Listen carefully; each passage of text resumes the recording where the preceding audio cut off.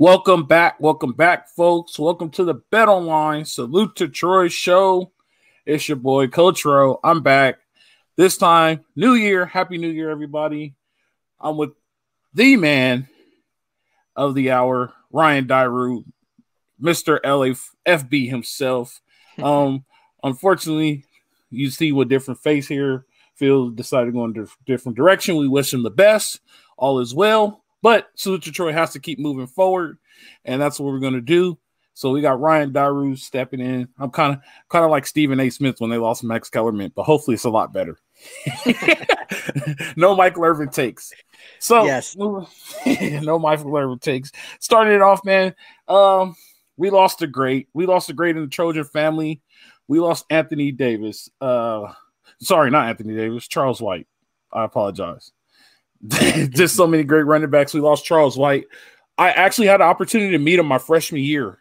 They all came back for what's it's called Salute to Troy. That's where I got the name of the show from. It's like a booster thing that happens before the season starts, fireworks, everything. And Charles White came back my freshman year. Got to meet him. That was one of the great. He was there. Marcus Allen was there. I will say this: like, if we were to rank all the running backs, and me personally, in my opinion, I think Charles White will be number 3, number 4, because I'll go OJ, Marcus Allen, Reggie Bush, and then Charles White is there. And then you have Anthony Davis, but then you also have a hard pressing argument for Sam Bam Cunningham, right? So this running back, and all these numbers we're talking about are in the end zone, right? I think they even put Reggie's number back in there, up there, right? It better be soon. So, like, all these numbers are in the end zone. Like, Charles White is one of the, I guess, founding fathers of tailback U, which the SC had the name for. And I mean, he was great. He will be missed. Legendary Trojan. My prayers out to his family. Lost the battle with cancer. That's always a terrible way to go. But yeah, Trojan forever. You could argue, Alfred, and thanks for having me on to selectively co-host here and there. Excited to the show goes on, right? The show goes on. Yeah. So, but you could argue that Charles White is in the conversation as just greatest Trojan of all time in terms of hardware and accolades and stats. I mean, it might be in terms of records they hold and hardware. It's kind of like him and Matt Leinart. So, truly a great running back. Obviously finished his NFL career right back here in Los Angeles with the Rams. And so, yeah, definitely, thoughts and prayers and hearts goes out to the family there. Obviously that's tough. He was only 64 years old. So way too young, but an absolute legend. And once a Trojan, always a Trojan. Greatest Trojan ever. I saw Jamal bring that up the other day. I would love to have that conversation with him because there's a lot of Trojans there's a lot of good Trojans. There's a Trojan who's technically the first African-American in Division I football, and he was SC's first All-American, and he only had one hand. So there's a lot there. We could walk we should just go up there. They have all the All-Americans on the wall. Like, we could look at that wall and have a legit debate about who was the greatest Trojan because they're all on that wall. I mean, yeah, he could definitely go on there. But definitely moving forward. Hey, so before we move forward, Ryan, I just want to let you know that I started taking athletic greens. That's this right here. I started a job, and I have to be on the job site at 5:30 in the morning. So I wake up at 4:15, rushing. You know what I mean? Rushing. At least I get off at 2. Rushing. I stopped eating breakfast, and I'm a big breakfast guy. And I started to feel myself really hungry by 9 o'clock in the morning and lagging, trying to get through my day. So I decided to take athletic greens. Not only does it give me energy, it keeps me full, and it's a good meal replacement to have. It also keeps me regular if you wanted to know that, but I don't think you did. But neither here nor there. It's something that I could put in my stomach, on my body, that I know gets me through that wall. And now when it's about 9 o'clock, I'm pushing through the day with no problem ever since I started taking athletic greens. Athletic greens is so great. Athletic Greens decided to make it easy. Athletic Greens is going to give you a free year of immune system, vitamin D, 5 free travel packs with your first purchase. All you have to do is visit athleticgreens.com, salute to Troy. Again, that's at athleticgreens.com/salute to Troy. Take ownership over your health and pick up the ultimate daily nutritional insurance. The best. Well, I love it because we all got AG1, so it's like we actually use it, and it's legit. And it legit comes in this bottle. You fill it up to the 12, and you shake it, and you just go. There you go. Good to go. So it's great. So there you go. Moving forward, let's review this year. Let's review this year. Now, a lot will say this year was a disappointment. A lot will say SC fell short. Mm-hmm. A lot will say they should have been in the college football playoff. Mm-hmm. I disagree with all those. I think they did everything that they were supposed to do this year with this hire. In fact, I think they were ahead of schedule. Early in the show last year when we talked, I predicted them to win about 8 games, right? I underestimated Caleb Williams. I underestimated Lincoln Riley as a play caller. Mm-hmm. As the season went on and it started to happen, you're like, okay. But we always have this talk. And we had this talk when we did the crossover show, when we did the Victory Veil. I said SC's not ready to go to a playoff, right? Mm-hmm. People were complaining about the TCU game. What happens if SC would have been in that game, right? Like, it would have been more points, but it would have been 48-65, right? Because there was a lot of holes to fill. Looking back at the season, scored, though. They would have at least scored. Yeah. No doubt. They would have scored. I don't doubt that. Looking back at the season, I think they were ahead of schedule. Way ahead of schedule. Mm-hmm. But here's the plus. With the transfer portal, they don't have to reload with recruiting. And I'm kind of noticing what they're doing. They're building and reloading, right? They're kind of using transfers to replace, but they're also picking up kids that are in the top of the recruiting class now from home and trying to develop. Here's the hardest thing that you have to deal with that, though, keeping them there. So how do you tell a kid, like, all right, you just have to wait now? Because now kids don't want to wait. Yep. How do you – I mean – Yeah, Fred, gone are the days of Cody Kessler sitting for 2 to 3 years before he got his shot, or it's like you start now or they're moving on. Right. Quick. So, yeah, like Matt Leinart, right? Matt Leinart waited behind Carson Palmer. Mark Sanchez, John David Booty, they all waited. Like, back then, being a quarterback is waiting. I mean, Dwayne Jarrett didn't really wait. Patrick Turner had to wait because he got there and Dwayne Jarrett was the guy and Steve Smith was the guy, and then he got his opportunity. Everybody got their opportunity. Fred Davis had to wait behind Dominique Byrd. And these are all guys like before me and while I was there. So, like, waiting is gone. How do you keep a freshman happy with transfers and keep the ball rolling? That is the biggest question. And I think any coach that understands that with this transfer portal game becomes very successful. And I will say this, though. Alabama, Georgia, Clemson, 2-3 transfers a year. Winning solves the transfer problem, right? Yep, I was just going to say that, yeah. So if the Trojans get to winning, which they did, right? They won, what, 12 games? They won 11. Yeah, 11, right. They won 11 games. That's a very good team. And I was talking to somebody the other day, and they were like, well, are the Trojans going to win the national championship? They only have 11 over a span of time. They don't have an immediate 11, right? They have a couple from the 70s, a couple from the 80s, a couple from the 2000s. Mm-hmm. College football is not really about winning the national championship. Look at Penn State. Penn State is still considered a blue blood and a great team. All they have to do is win 11 games. SC is kind of the same way. Win a national championship every now and then, but stay in the forefront and stay uber competitive, not just 8-4 competitive, like stay really, really competitive and playing big bowl games. And kids will play there, and that's what the fan base wants to see, right? And I think they're on that path.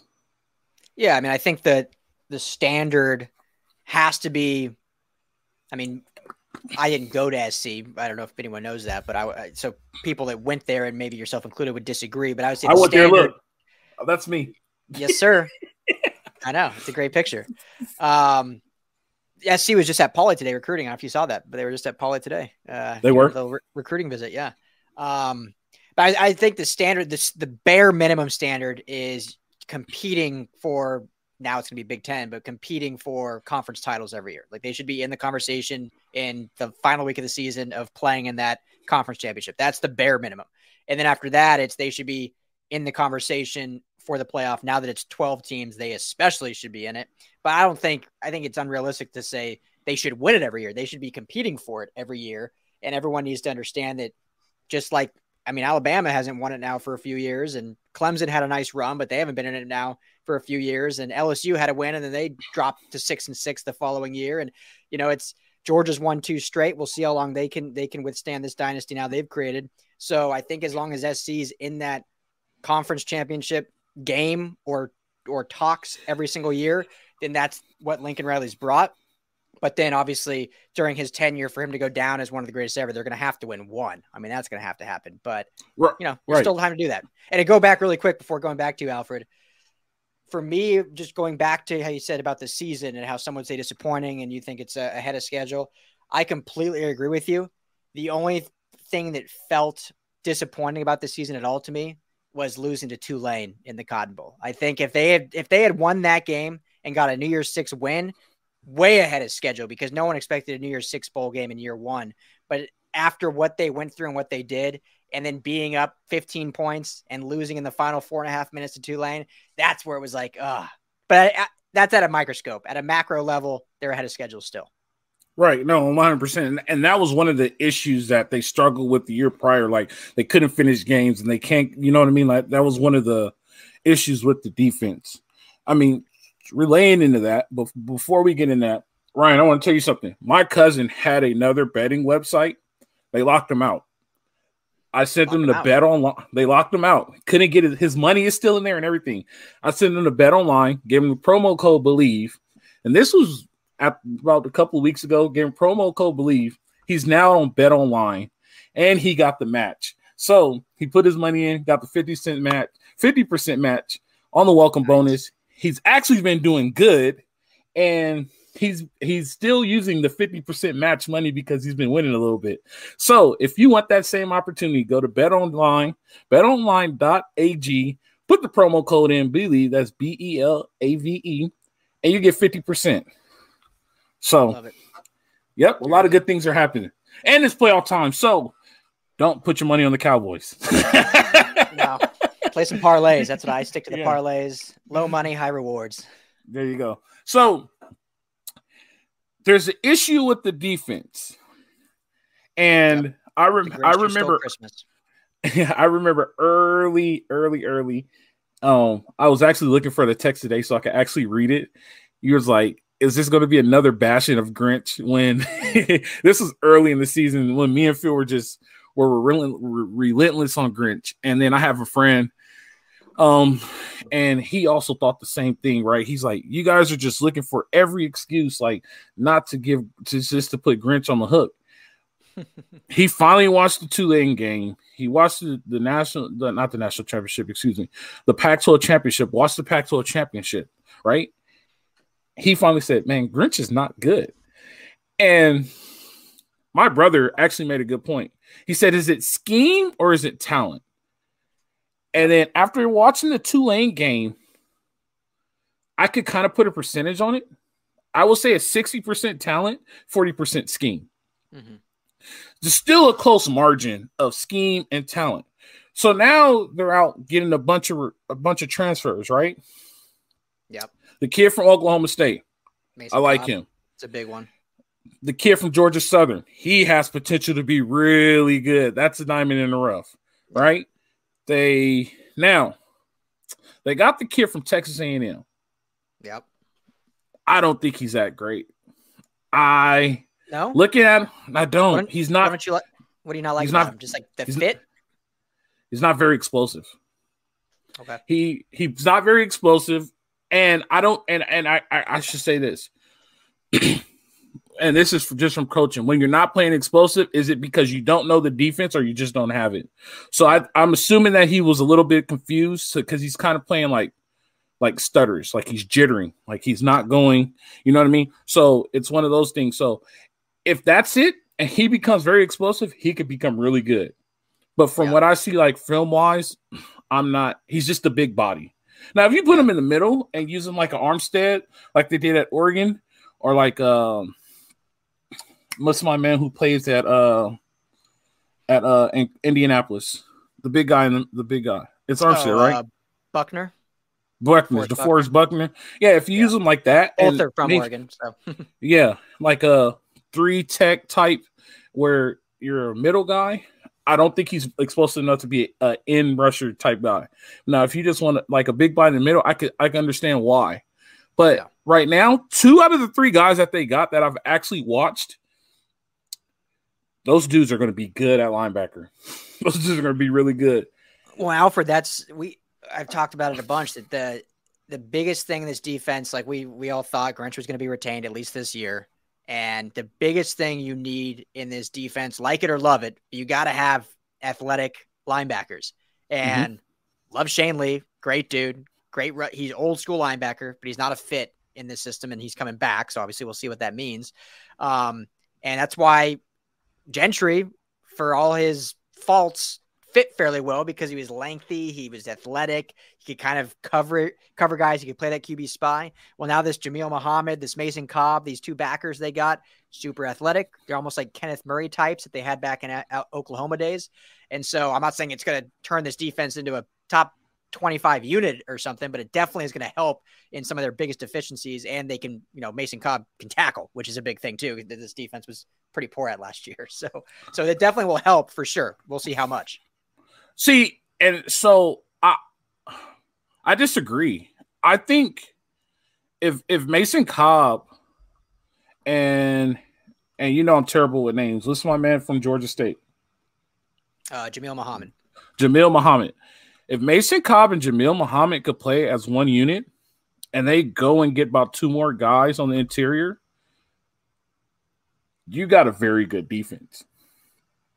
You got a very good defense talent-wise on paper. Most of your secondary's coming back, right? Now, watch this. And this is just me. And I don't know. Hopefully, it seems like the stuff I used to say, Lincoln Riley used to listen. Run power with Austin Jones. They ran power with Austin Jones. So hopefully, put Gentry on the edge as an edge rusher. Use that as like a Bruce Irvin for the Seahawks. Like Bruce Irvin's not that big. Bruce Irvin's only about 230 pounds. Right? Put Gentry on the edge as an edge rusher. Use his speed because he's a fast D lineman, average speed linebacker, right? Use that to your advantage. Like, wait, so what defense, do you disagree with? We're on the same page. What do you disagree with? About what? What do you said you disagree? No, you said that I think that they could be a top 25 defense. Oh, okay. That's great. I do. I think they could be I should put it like this. What they have is all they have to do is replace a corner. Yeah. So okay. You know what I mean? And they talk to the good people, coach. Talk to the good people, because every Trojan fan is going to say, as long as Grinch is here, this can't be a good defense. So tell them why with these pieces, with Grinch as the coordinator, this can be a top 25 year. Because I don't disagree with you, but tell the good people why that can happen. The best example I can give you is when Gentry and Goforth was playing together.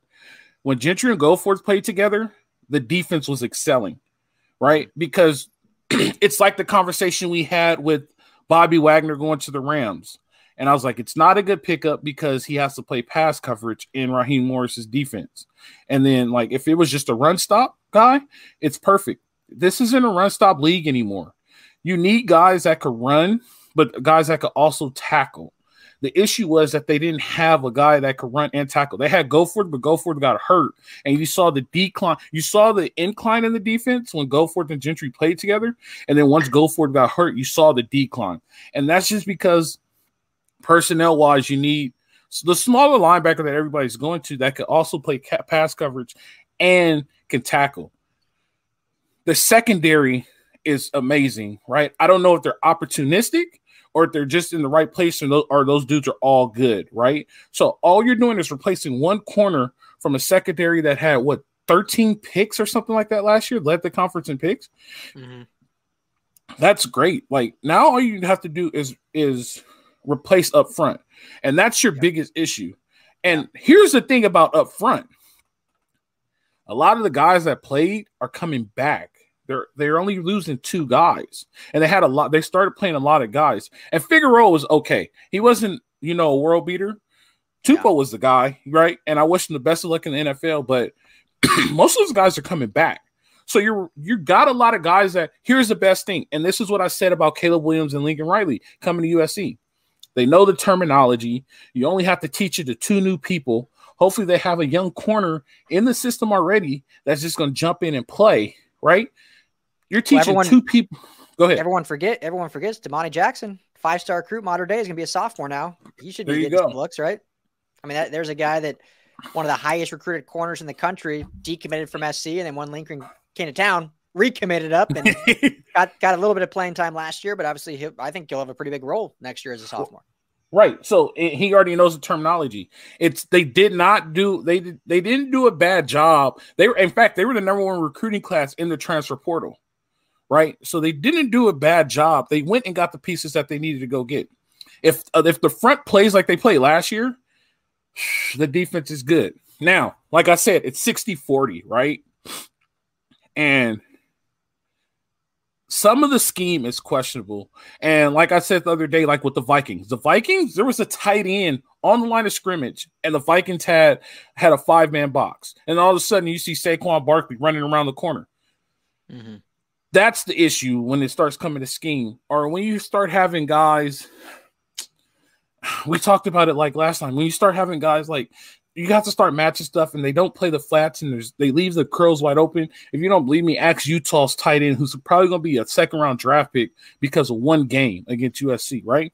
You leave a lot of holes open. So schematically, that's where it fails. And when you expose Alex Grinch's defense, it really gets exposed, and it's a very long day for the defense. So the 40% is a lot. If it was 80-20, we could overcome that, right?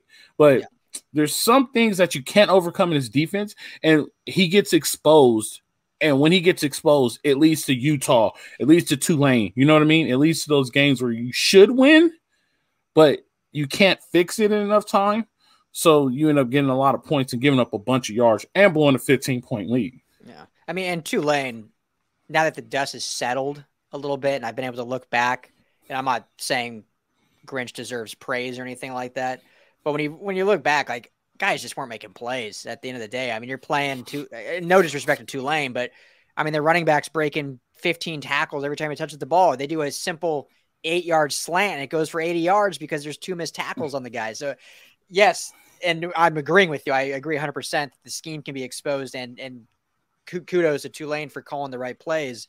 But at the same time, if you're just missing tackles, I mean, right. And so it comes right. Like I said, it comes to it's either players or scheme. And like one of the phrases I was taught a long time ago is you're either coaching it or allowing it to happen. So and when all is well, I hope that they're able to fix it. If they are able to fix it, we're looking at a top 25 defense, dude. Like, top 25 year 2 is great, right? And I will say this. I was on the boat of throwing Alex Grinch off the plank, and somebody had to talk me off the ledge because they're like, it just doesn't make any sense to fire him the first year. Because you fire him year 1, it doesn't look great on Lincoln Riley. Mm-hmm. Right? You're like, damn, you fired your the defense coordinator the year 1. Like, this doesn't look good. Like, give him an opportunity, right? And so it's a good point. I'm all for the opportunity. Like, and somebody had to point it out to me. I'm just a defensive guy, so like I'm really deep into like what he does on defense, and I'm not happy with it, but it is what it is. Like, good coordinators fix their issues. So I'm trusting him to fix his issue, but we have to give him another year. We have to give him another opportunity. I haven't looked at the schedule, but hopefully their non-conference games, they have some guys that they have a game that at least challenges them a little bit. You know what I mean? And hopefully they could get the bugs out early. I'm happy with the early loss. Then I'm happy to an early loss to a competitor than a late loss to blow opportunities for better games, better bowl games. Because now we're on the road of college football playoff. I'll take a semifinal loss, right? Because I mean that the progression. So now it's college football playoff. So I'll take a loss. So yeah, I wasn't for him being fired anymore, I should say. Yeah, no, it makes sense. And their schedule is actually fairly tough. They play obviously Notre Dame, but then they got Nevada and San Jose State are the other two non-conference, which isn't world beaters, but it's better than the SEC's non-conference of playing D3 schools and whatnot. Yeah. So, but no, what was I think frustrating, and then we can move on, but was frustrating about Grinch last year is I thought they really kind of figured it out towards the end of the year. And obviously they played some bad teams like Colorado, but against Notre Dame, I was at that game, obviously in the press box, and the defense played pretty damn good against Notre Dame. I mean, they gave up some yards here and there, and obviously Notre Dame had a fairly good offense. But the defense, I thought, played fairly well. So then to see them against Utah and then against Tulane, that's where it was like, wow, how did we just have this regression after this kind of getting things on track towards the end of the year, right when they needed to? But now you have the whole offseason. You have these new pieces that we've been talking about that are pieces that were officially recruited by this system. Because remember, when Lincoln and Grinchen came here, obviously they got some transfers right when they moved over here, but a lot of it was guys that were here and trying to fit pieces in, square pegs and round holes.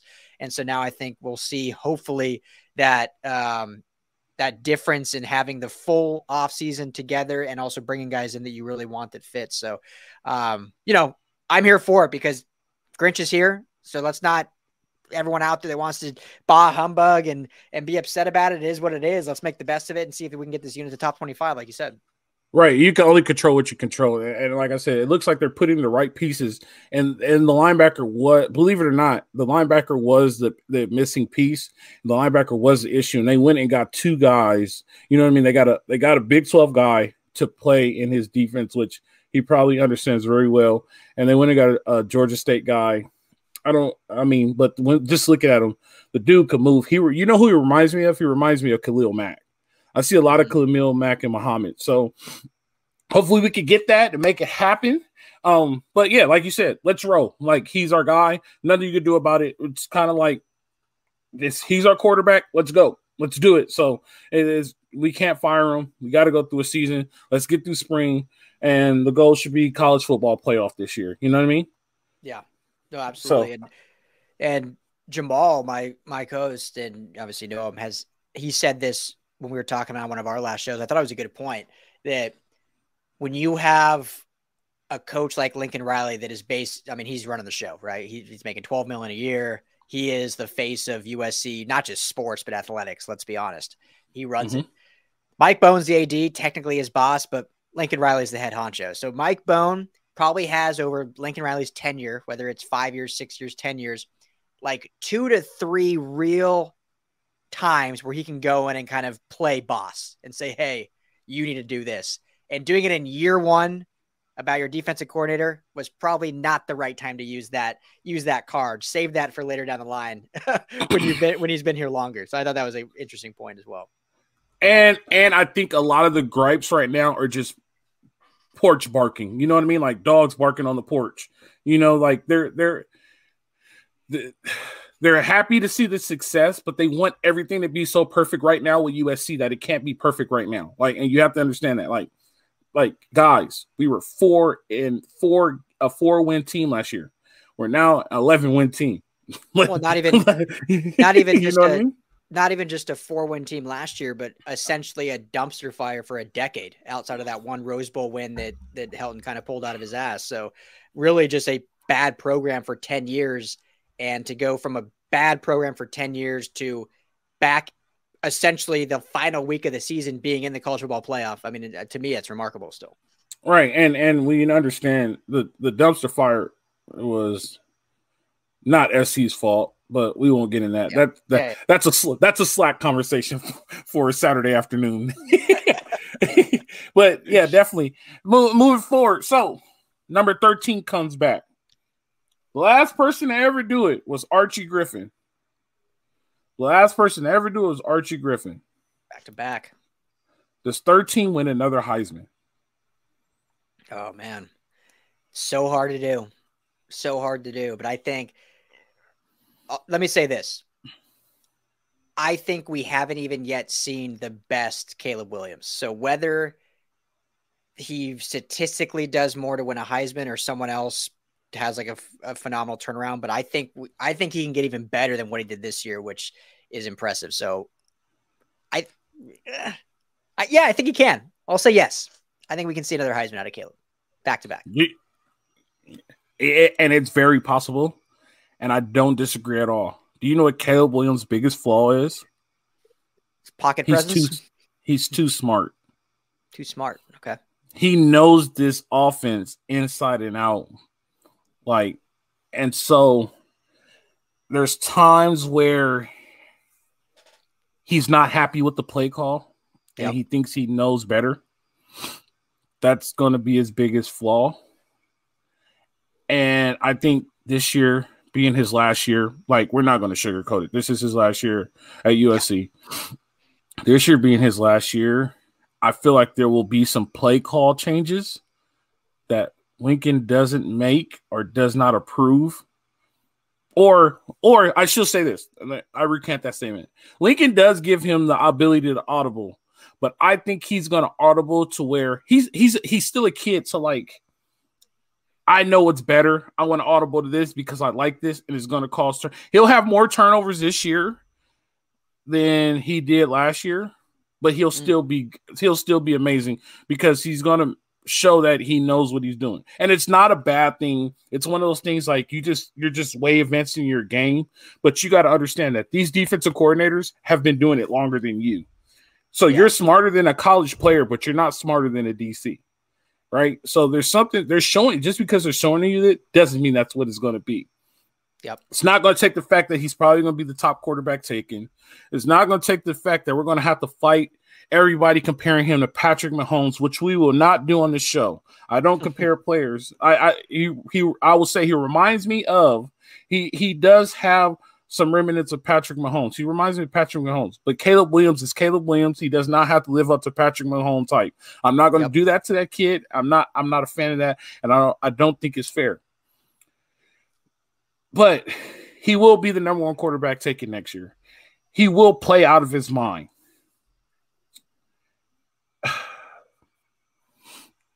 He has to make the college. He has to win the Pac-12 championship, and he has to win the Pac-12 championship this upcoming year for him to win the Heisman again. And what's annoying to me, but voters seem to, once you've won it, you have to then, even the next year, if you're the best player in the country again, you have to have supplanted your last year's accomplishments. And like you said, your team has to supplant last year's accomplishment. We've seen it in USC history with players that have had the opportunity for back-to-back, and they finished third in the voting because they didn't quite hit those same marks or whatever. So yeah, I agree with you. I mean, USC is going to have to win the Pac. It's going to probably have to be in the college football playoff, and he's going to have to put up 50 touchdowns. Right. And he's going to have a Reggie Bush game. Reggie Bush Fresno State game. He needs one of those Reggie Bush Fresno State games for sure to stamp it. Right. And I'm putting you on the spot because I don't know, but who are the other QBs in the league that can compete with him? Because obviously everyone that was in the running this year is all going to the draft. Duggan, Stroud, Bryce Young, Will Levis. Who are the guys, the up and coming guys that could even challenge him? You got a lot in the Pac-12. I mean, you got Michael Penix Jr., who should have been, I think, a finalist in my opinion out of Washington. I mean, you lead the league, you lead the entire college football in touchdowns. You aren't even a finalist. That was disrespectful. You got, I don't know if Jason Delora is there yet, but I mean, he's got a lot of talent. Obviously, Cam Rising coming back for his 20th year at Utah. So, I mean, it might be the guys in the Pac-12 that are his biggest competition for the Heisman. Because we're sitting here in January. I haven't looked at the college landscape going in the next year in totality, but all the top QBs are leaving minus Caleb Williams. So in reality, when you peel it back, like it's his to win. The Tennessee quarterback is coming off injury though, right? Yeah, Hendon Hooker. Yeah, he's coming off a pretty ACL big injury, I think. Yeah. Yeah. So he's coming back off ACL. I'm trying to scour the landscape. Yeah. I mean, I think a dark horse you have obviously what's his name is returning to Oregon. I mean, dude, it's the Pac-12. DJ Bo Nix. I'm gonna butcher his name. DJ from Clemson, Oregon State. Ukulele. Yeah. And then you got Bo Nix at Oregon. I mean, it's all in the pack. I will say JJ McCarthy, maybe from Michigan, maybe. Well, the quarterback that's supposed to be the starter at Alabama is pretty good. Yeah, I mean, so they're going. They're going. Yeah, but he's not a thrower. He's a runner, so he might have some learning curves to deal with. But he played a couple of games last year. But yeah, when Bryce Young was hurt. Yeah. Yeah. So they're going to throw. They're going to throw him up there just because he plays for Alabama and SEC. But you're right. Like, it's Bo Nix, DJ Ukulele, Hooker, Cam Rising. Uiagalelei. I think it's Uiagalelei. Yeah, Uiagalelei. Did the Washington State quarterback go with the coach to Texas State? So Washington State's OC got a head coaching job at Texas State. So did he go with him? Because he came with him from UIW. I don't remember, actually. I have to look into that. So, shoot, if that running back is coming back from Washington, I think he's still Washington State, I'm pretty sure. I got you. If that running back is coming back from Washington State, shit, he needs to be in the running for the Heisman because that dude ran the ball all throughout the league. Like, you know what I mean? Like, yeah. Here's the thing. The Pac-12 was down for so long because SC was down. And then other schools started to come in and California started cheating and started taking out the pipeline. Now the Pac-12 is back and they're competitive like they used to be competitive. And people don't understand. They got so used to SEC, like, oh, only 2 teams are good in the whole conference and they should go undefeated and play each other in the conference championship. And that team should have 1 loss. That's competitive. No, that's not competitive. Competitive is any Saturday, you could walk into any stadium in a small town like Corvallis, like Pullman, or play in Seattle where your stadium's on a lake, and then every time they start barking, it echoes off the lake and comes right back in, and it's hard to hear. You know what I mean? Or playing at Elevation in Utah. People didn't respect the Elevation in Utah until Caleb Williams and Lincoln Riley played there. Like, seriously? Like, what's going on? Or they don't understand that Arizona's hot as hell, and when we played Arizona State, we had to play at noon. Oh. Erickson made you play it at noon. If you want to come see us, come play us at noon, right? Oh. The Pac-12 is very, very competitive, and you could go into any stadium any week, and you could lose. Like, doesn't matter who you are. If you don't believe me, go look back at Matt Leinart and Reggie Bush when they had those teams. There was games where they were dogfights, right? Yeah. Cal, Arizona State, Washington State had 1 year where they were good and they gave a dogfight, right? Yeah. We never won in Oregon. When I was at SC, there was like 5 years where we just did not win in Oregon. Doesn't matter what Oregon was, Oregon State or Oregon, right? Because Corvallis is loud. The Pac-12 is very, very, very competitive, and people don't understand that. Last year, because Corvallis, they're renovating their stadium, the SC game, it was like 30,000 people, and it was loud as hell. Right. It was like and the whole tiny stadium because they're renovating it. And the article came out like Lincoln Riley and Caleb Williams didn't expect that from Corvallis. Like, you should have asked, bro. Like, I could legit tell you, like, and it's the same thing in Pullman. It's the same thing in Washington. The only 2 schools that have fan issues are Stanford and Cal, right? Exactly what you're going to say, Stanford and Cal.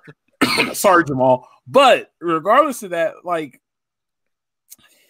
the rest of the conference, they have fans show up. Tucson, their fans show up in Tucson, and they're crazy in Tucson. The Zona Zoo. Yeah, like that's the most Southwest you could possibly get. Like, and you start to get a little remnant to Texas and a little bit of that in Tucson. So, like, like Pac-12 is very, very competitive. I think the best thing that happened for the Pac-12 is Lincoln Riley and Caleb Williams. Yeah. Right? Them coming in and be like, what you say? And now they're leaving in a year. Well, yeah, that's unfortunate. That you're right, because they're going to the Big Ten. So, but this year they'll still get their credit that they'll get, because it's like they're saying, like, when they go and they talk about it, like, we didn't know Corvallis was this loud. We didn't know the elevation would do that to us in Utah. We didn't know this. We didn't know that. And people were looking like, huh, it's not as easy as people make it seem, right? Oh, yeah. And Fred, guess who else is going to be pretty damn good this year? Who's that? Colorado is going to be pretty good this year. I won't believe it until I see it. Yeah, that's fair, but they'll definitely be better than one win. That's for sure. Yeah, they'll be better than one win. They'll win 4. Like, the only place they could go is up, but I won't believe it when I see it. It's a little different from Jackson State. Like everybody thinks they're going to be a pro until they figure out they're not a pro. Yep. So if I'm not playing, I'm not a pro, I'm transferring. Like, Deion, you can't keep me here. I'm sorry. Like, I'm trying to be a pro. So it's a little, we'll see. I'm not saying he can't do it, but I want to see it. But you're right. Colorado will be better. And Colorado is not. That's why you got excited about that, because you're a Colorado guy.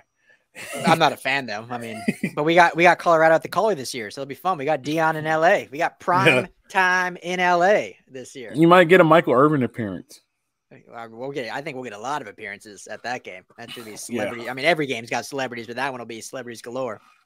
Yeah, there's a lot of celebrities coming out, but that's events. But that's the state, in my opinion. That's the state of the Trojans, right? Let's see what Alex Grinch does. Caleb Williams just has to be Caleb Williams. I love the transfers, man. And I think the progression, the Trojans are trending up. And the problem with trending up, the way they trended up, was they were a game away from the college football semifinal, right? So trending up leads to a national championship. Yep. You know, so with the 12, and they're going to be in the Big Ten. I mean, if we really want to break down the Big Ten, it's Ohio State. Everybody else, we could the game's too big for Penn State. We know how they do in big games. We don't know what Michigan team will show up, the really good one or the one that just lays the egg. Yep. The rest of them we could talk about. Now, I will tell you one team I am worried about in the Big Ten is Minnesota, because they're coached very well and they prepare for situations. But I like other than that, I like DJ Fleck a lot. But yeah, you can't tell me Iowa is better than Washington or Oregon or Utah, or come on. So USC is going to be. I mean, this year, Alfred, or we can wrap up here. But this year, most likely, if they keep the divisions how they are, most likely UCLA and USC will be in the Big Ten West. Mm-hmm. And so this season, they would have finished 1-2. USC would have been in the Big Ten championship game playing Michigan. So it's not like anyone should be that worried about going to the Big Ten. They're going to be having easier time than the Pac-12. No, definitely. So it all works. But yeah, like I said, the state of the Trojans are great. They're trending up, and an upward trend is leading to a national championship. I'm not worried about it. Hopefully we have a good spring. Hopefully Ryan can pull his strings so we can get out to the spring game this season. Oh, we'll be there. We'll be there. We should do a broadcast from the spring game. It might be something we're talking about too. Mm-hmm. We'll put that in the think tank. But definitely, make it happen. You got anything else to close, Ryan? No, I think there's a lot of positives for this program where they're at, and I'm excited to put 2022 behind us and move into 2023 with everything we talked about and all the expectations. And I think we'll still see some transfers come in here. I not to end this on a sour note, but I'm sure you saw Kyle Ford flipping and transferring to UCLA, playing across the ways. I was, did he? Oh, you didn't see? I haven't seen that. When did that happen? Like 2 hours before we jumped on here. So, no, I was the big. I love Brandon Kyle Rice Ford. And Kyle Ford. I was the biggest fan, man. Yeah, he's going to Westwood. So that's crazy. Kyle Ford is 72 yards and a tutty against UCLA, and now he's on their squad. So he's going to be the most successful pro out of all them dudes. Watch. Yeah, he's got such a good body size. So yeah, bummed to see that, but I think we'll see some more transfers, and obviously got signing day in February again. So a lot of things to be excited about USC, Alfred. Definitely. I'm not worried, like I said, and we're making progression, not regression. Love the hire like I did a year ago when I was so excited. So hopefully we keep moving forward and we keep fighting on. Ryan, I appreciate you for joining me on the show. I'll get a host for you guys soon, man, but I love it. I love to have you. Hopefully we get Jamal on here one day. That would be really great. This was the Bet Online Salute to Troy show presented to you by LAFB. It was always good. You know how it goes. Live free, fight on. We'll see you guys.